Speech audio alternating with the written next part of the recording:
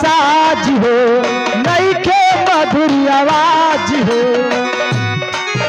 अरे खड़ा दुआरी कब सब कारी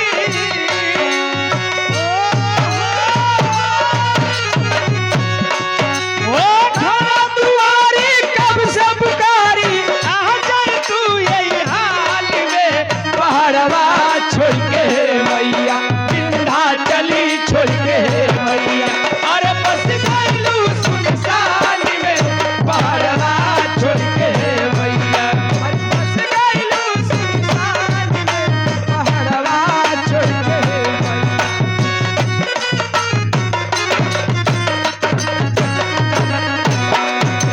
ओ खड़ा दुआरी तब सब कारी ओ खड़ा दुआरी कब सब कारी आ जाए तू यही हाल में पहाड़वा छोड़ के मैया विंध्याचली छोड़ के मैया अरे बस गइलू सुनसान में पहाड़वा छोड़ के मैया।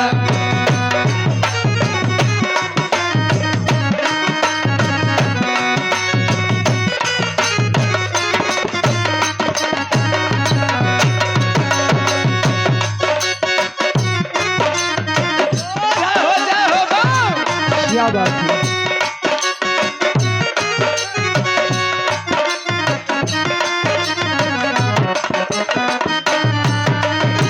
ओए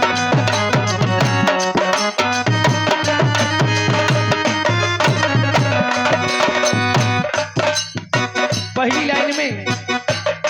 भक्त गइल बा माई के दरबार में माई से कहता बाबा क्या कहता बिटिया के बिटिया सनहिया के डोरी से बाटे विश्वास माई आई कवना ओर से बिटिया के बिटिया सनहिया के डोरी से बाट विश्वास मैया आइलू कवना ओर से बिटिया के बिटिया सनहिया के डोर से बाटे विश्वास माई आई कवना ओर से बिटिया के बिटिया सनहिया के डोर से बाट विश्वास मैया आइलू कवना ओर से। अरे तेरा सितारी है मर जननी अरे तेरा सितारी है मर जननी आ जाए तू यही बारी हो पहाड़वा छोड़ के मैया विंध्याचली छोड़ के मैया अरे बस गइलू सुनसान में पहाड़वा छोड़ के मैया पहाड़वा छोड़ के मैया। अरे खड़ा दुआरी कब सब कारी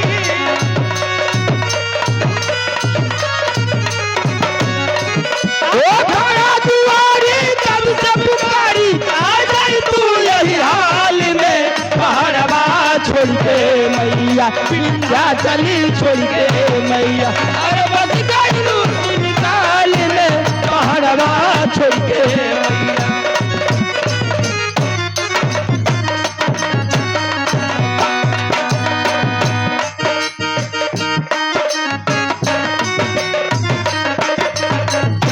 जाओ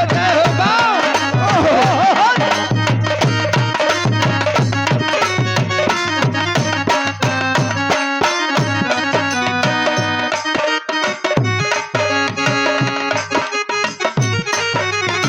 वाह भैया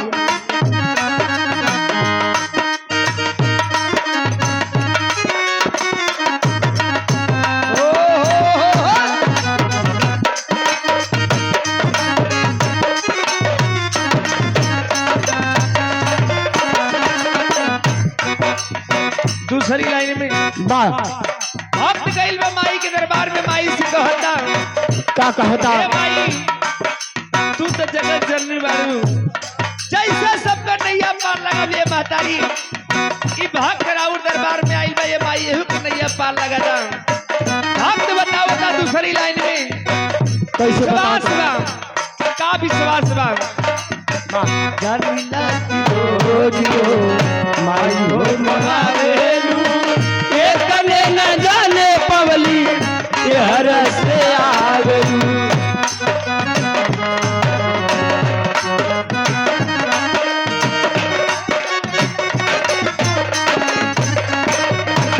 हे मैया हो आ जाए जननी हो जानिला की रोजियो माई हो गवावेलू ये कने न जाने पवली ये हर से आवेलू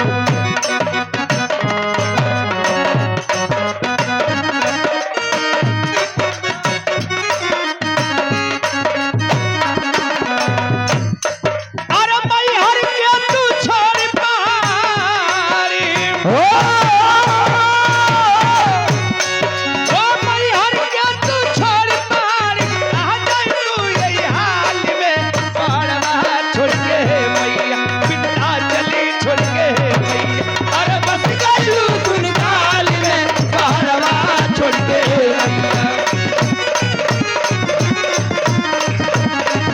हो खड़ा दुआरी कब से पुकारी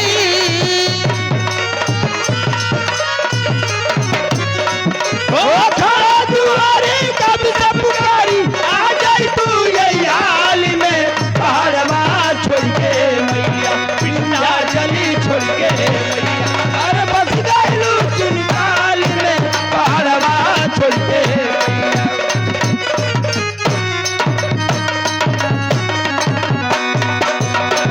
और एक क्या पुरस्कार हमारे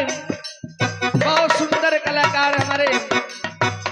ए मुनि भैया काई छोड़ के धरती से पार्टी भी चलावल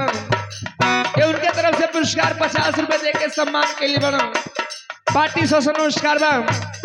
और जो नहीं आत्मा के शांति खातिर पार्टी आइल बा मालिक से ही प्रार्थना की आत्मा कहीं रहे जगह मिले स्थान मिले वाह ये हमारे पार्टी के मलिकार मुनि भैया की तरफ से पुरस्कार बा पार्टी शोषण नमस्कार बा चरण में बार बार प्रणाम करतनी